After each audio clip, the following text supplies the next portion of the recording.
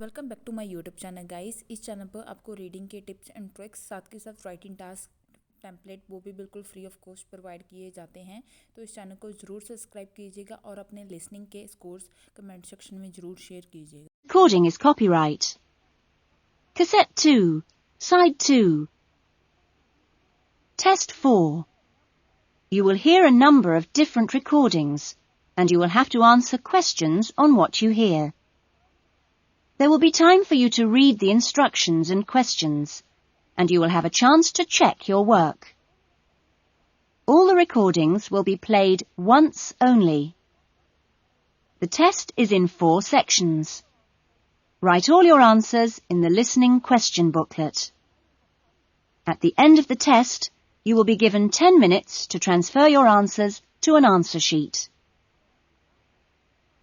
Now turn to section 1.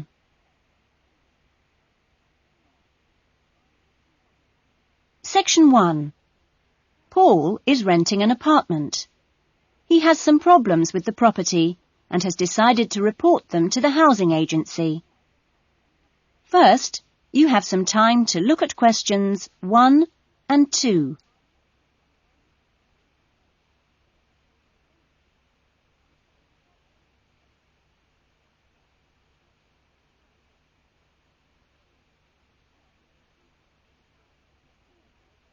You will see that there is an example that has been done for you. On this occasion only, the conversation relating to this will be played first. Good morning, MIC House Agency. Good morning. I'm ringing about the problems I've been having with my apartment. Yes, of course. If I can just take a few details first. What's your name? Paul Smiley. How do you spell that? Smiley. Paul's surname is Smiley, so Smiley has been written in the box. Now we shall begin. You should answer the questions as you listen, because you will not hear the recording a second time. Now listen carefully to the conversation and answer questions 1 and 2. Good morning, MIC House Agency. Good morning. I'm ringing about the problems I've been having with my apartment. Yes, of course. If I can just take a few details first. What's your name? Paul Smiley. How do you spell that? Smiley. Okay. And what's the address? Apartment 216 Rose Lane. Rose Lane. And that's in? In Newton. Oh, yes, I know the property. Could I just ask, how long is the lease? It's for 1 year. Huh? And you moved in? Last week, on 27th of June. Fine, thank you. Before the conversation continues, you have some time to look at questions 3 to 10.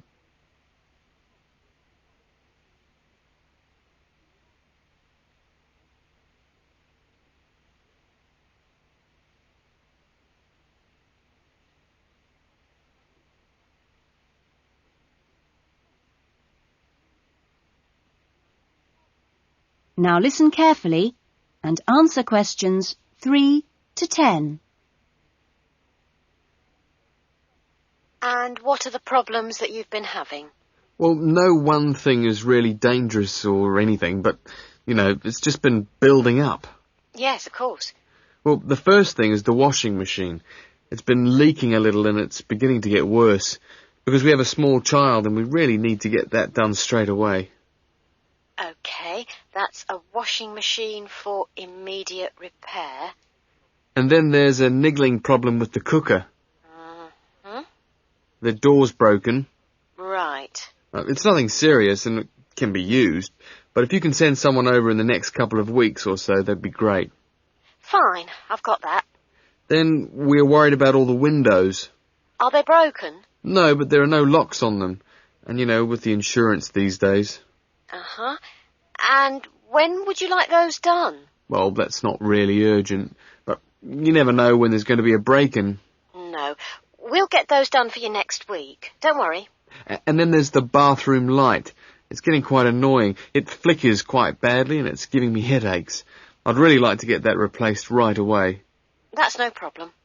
And then the last thing on the list is the kitchen curtains. They're torn.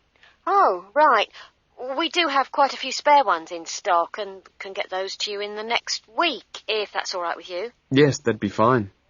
Anything else? No, that's all. Okay, fine. What we'll do is get someone over to you this afternoon, if you're in. Well, I'm going to be out for a short time. Well, you tell us your preferred times. Well, the best time is about 1 o'clock. I'll have to check that with him, and if he can't make it then, what would be your second preference? Any time up to 5 p.m. would be fine. Okay, I've made a note of that. Great. Well, thanks very much for your help. That's fine. Thank you for calling. Goodbye. Goodbye. That is the end of section 1. You will now have half a minute to check your answers.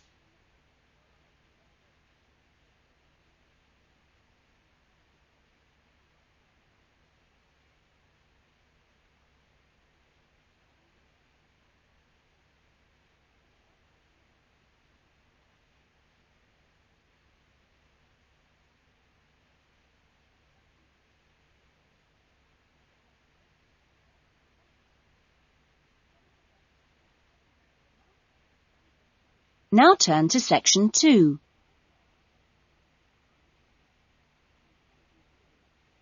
Section 2. You will hear a recreation officer at a holiday resort telling the guests about their accommodation and the activities available. First, you have some time to look at questions 11 to 15.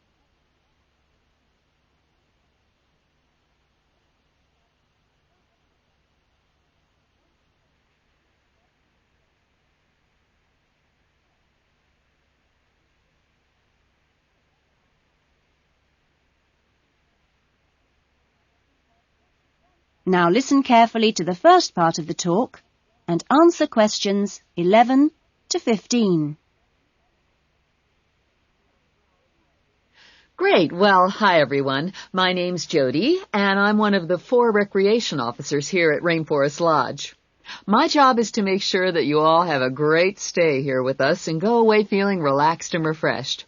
As you can see, we're literally in the middle of nowhere at the lodge. There are no newspapers or TVs, and there's only one phone, and that's in the office. The lodge is a complete get-away-from-it-all experience, a place to unwind and appreciate the world without a lot of interruptions and distractions. From your cabin balcony, you'll find that you can't see anyone else, and the only noise you should hear is the birds. When the luggage comes, one of the guys will take it across to your cabin for you and make sure you know the way back here to the main center for dinner in the restaurant. Dinner will be served in about an hour or so. All the times of each day's activities are printed on the blue sheet you should have got in the information guides that were handed out on the coach. Each explorer trip has a different focus, so it doesn't matter how many you do or on what day, because there's always something new to discover in the rainforest. Tomorrow, I think we've still got places on the Orchid and Fungi tour. This is on foot and takes you to different parts of the rainforest. Or, if you prefer, there's the 4-wheel drive tour to the waterfalls. Or the fishing trip, where I promise you we'll catch some lunch. And last but not least, the famous crocodile cruise that leaves at 11 a.m. each day. Just in time for the crocodile's lunch. Oh, plenty to choose from here at Rainforest Lodge. Or just sit on your balcony, relax and unwind and enjoy the views. In the evenings, there is the Spotlight Tour, one of my favorites. The Spotlight Tour leaves at sundown and lets you catch a glimpse of some more of the rainforest wildlife as it comes out at dusk to feed. That's a great trip, and if you can, I'd really try to make sure you do it during your stay. You now have some time to look at questions 16 to 20.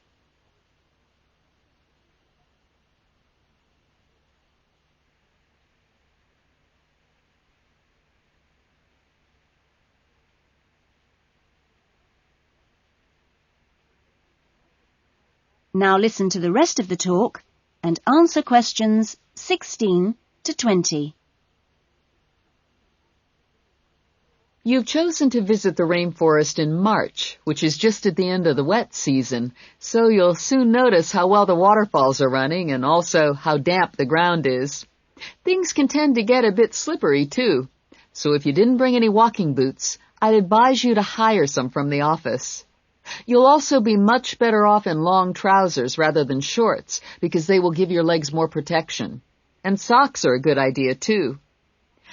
There's no need to be nervous of the rainforest, provided that you treat it with respect and common sense. Most of the animals and wildlife are gentle and harmless. There are some venomous snakes to beware of, but really they're much more frightened of you than you are of them. The other thing is that certain plants can cause irritation if you touch them with bare skin. Well, that's about all for the time being.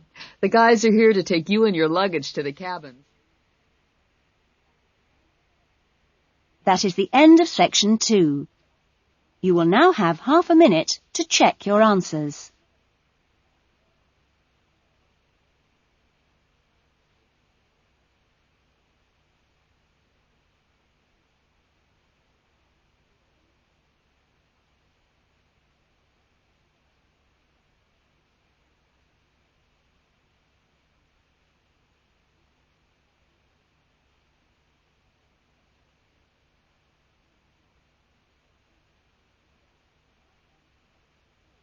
Now turn to section 3.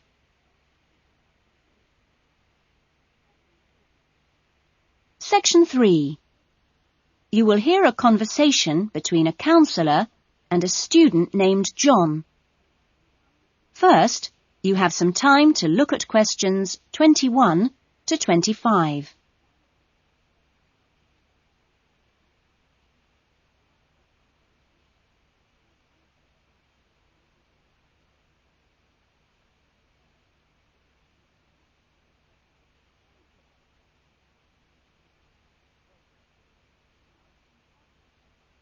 Now listen carefully to the conversation and answer questions 21 to 25.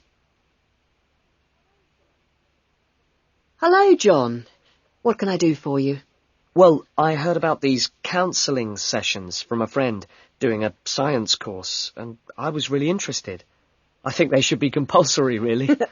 Well, to be quite honest, John, I think they would be useful for everybody, but, well, everybody has their own way of going about things. I prefer people just to drop in when they can. Yes. I find that talking to students about the requirements of a course helps to clarify what needs to be done. I mean, the biggest difference between college and school is that new college students really have to do a lot of work on their own, and it's sometimes useful to get advice on how to take control of your time and work effectively. Yes. I mean, it seems like a very light workload until assignment time comes, and then I seem to be working all night sometimes. I'm not the only one. It's ridiculous. The resource centre is very good, but it closes so early. It's in the library, and so you think you could use it more. It's a real problem for me. Well, you're certainly not the only person in that position, as I'm sure you've found. It really comes down to using every available hour in a systematic way. If you do this with a plan, then you'll find that you still have time for yourself and your hobbies as well. Yeah. I've heard from Thomas that you made him a sort of plan like this, and he's going away for the weekend with all his work handed in, whereas I haven't even started. I need to find out a few more things about you first. I'll give you this form to fill in about your lectures and things before you leave. You now have some time to look at questions 26 to 30.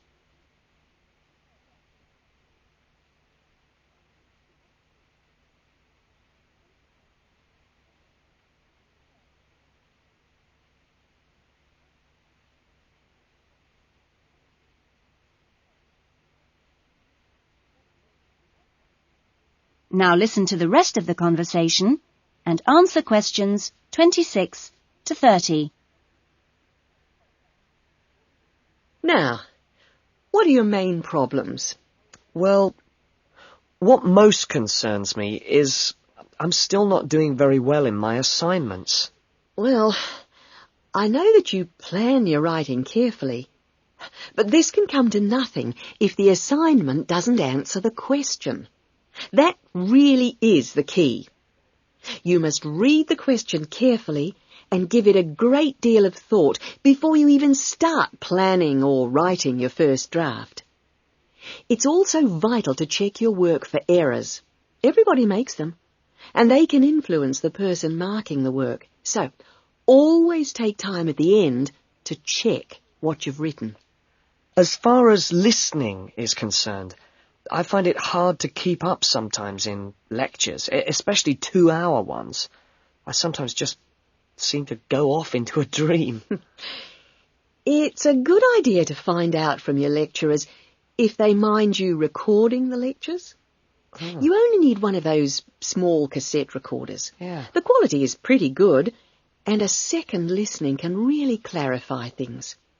Something else you can do is check your notes with a friend after the lecture. Yes, that's a good idea. Thanks.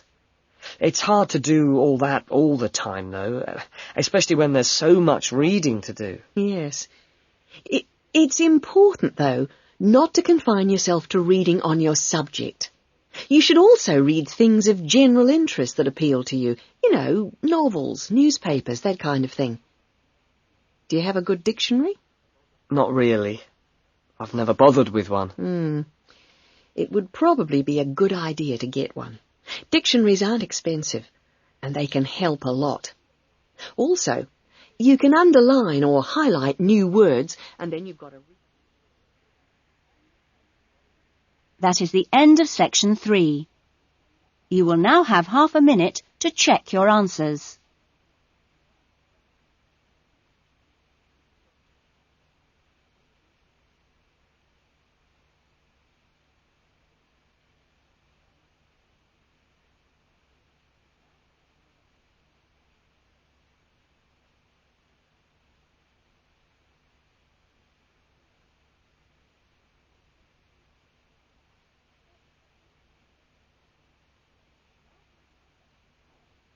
Now turn to section 4.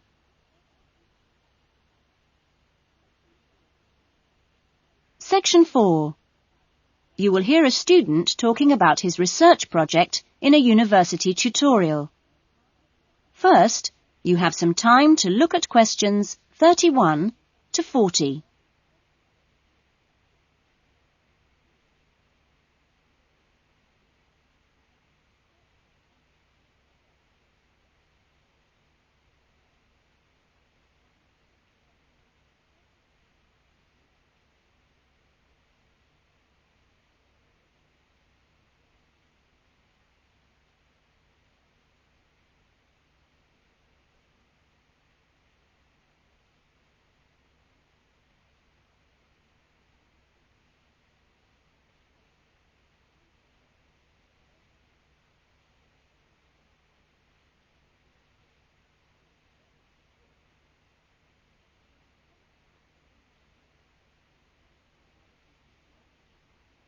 Now listen to the talk and answer questions 31 to 40.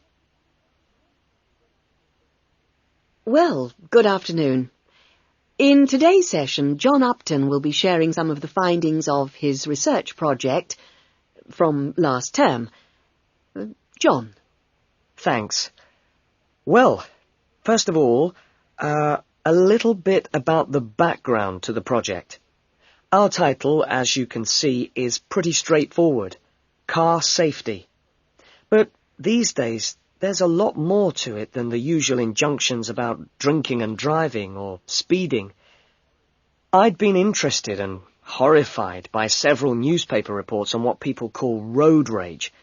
For example, the famous incident of a man getting out of his car in a car park and hitting the driver of a van who had overtaken him earlier. It seemed to me that there were almost as many serious problems when cars were parked, i.e. were stationary, as when they were travelling at 90 miles an hour. So I decided to make this the focus of the project. For our research, we depended mainly on talking to individuals, asking them questions rather than using written questionnaires.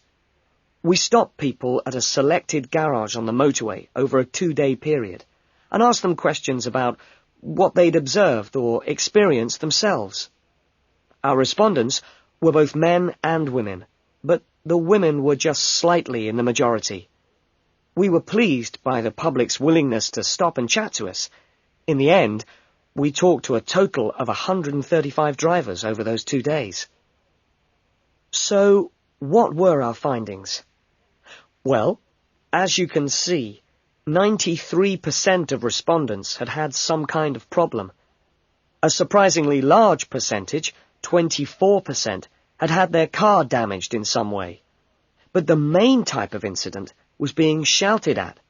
79% had experienced that. 15% had experienced violence on their own persons. They'd actually been hit by someone. The police tended only to be informed when there was physical violence involved. So, what strategies had people developed to ensure their own safety? Let's have a look at the figures here. Well, first of all, it was quite striking that there were often distinct answers from the men and women. It was mainly women, for example, who said one shouldn't ever stop to find out how to get somewhere, whereas it was men who said you should try to avoid looking directly at other drivers. Both men and women... It was women who said you had to tell someone when you were due to get to a particular destination.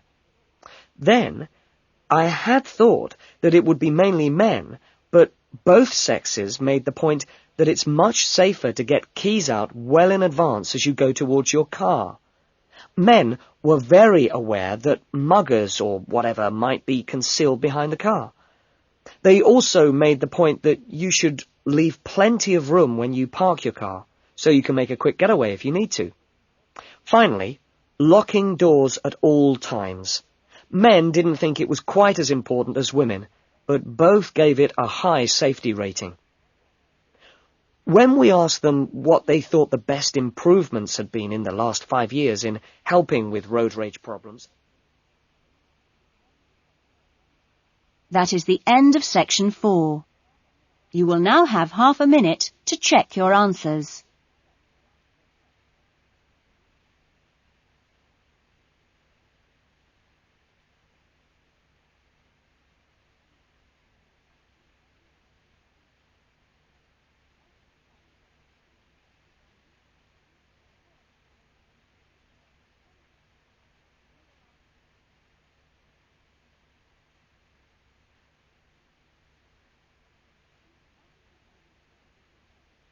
That is the end of the listening test.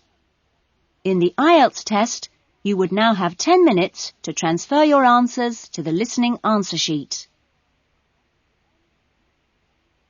That is the end of side 2.